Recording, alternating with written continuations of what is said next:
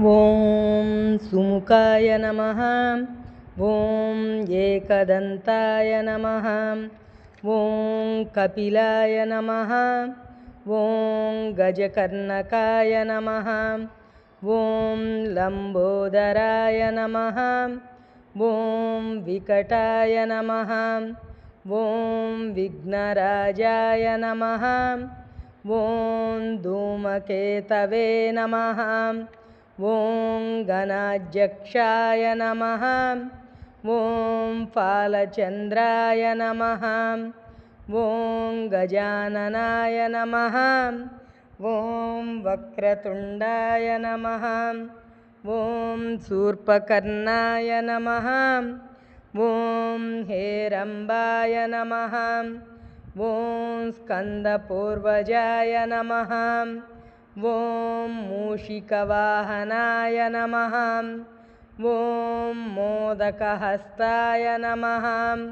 ಓಂ ಚಾಮರಕರ್ಣಾಯ ನಮಃ. ಓಂ ವಿಲಂಬಿತಸೂತ್ರಾಯ ನಮಃ.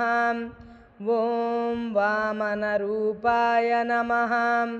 ಓಂ ಈಶ್ವರಪುತ್ರಾಯ ನಮಃ. ಓಂ ವರಸಿದ್ಧಿವಿನಾಯಕಾಯ ನಮಃ. ಓಂ ಬ್ರಹ್ಮನಿಷ್ಠಾಯ ನಮಃ.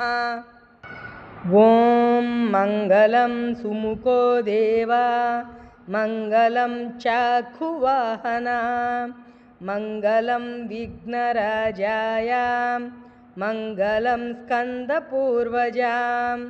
ಓಂ ಶ್ರೀ ಮಹಾಗಣಪತಯೇ ನಮಃ. ಸುಮುಖಶ್ಚೈಕದಂತಶ್ಚ ಕಪಿಲೋ ಗಜಕರ್ಣಕ ಲಂಬೋದರಶ್ಚ ವಿಕಟೋ ವಿಘ್ನರಾಜೋ ಗಣಾಧಿಪ. ಧೂಮಕೇತುರ್ಗಣಾಧ್ಯಕ್ಷ ಫಾಲಚಂದ್ರೋ ಗಜಾನನ. ವಕ್ರತುಂಡಃ ಶೂರ್ಪಕರ್ಣೋ ಹೇರಂಬ ಸ್ಕಂದಪೂರ್ವಜ.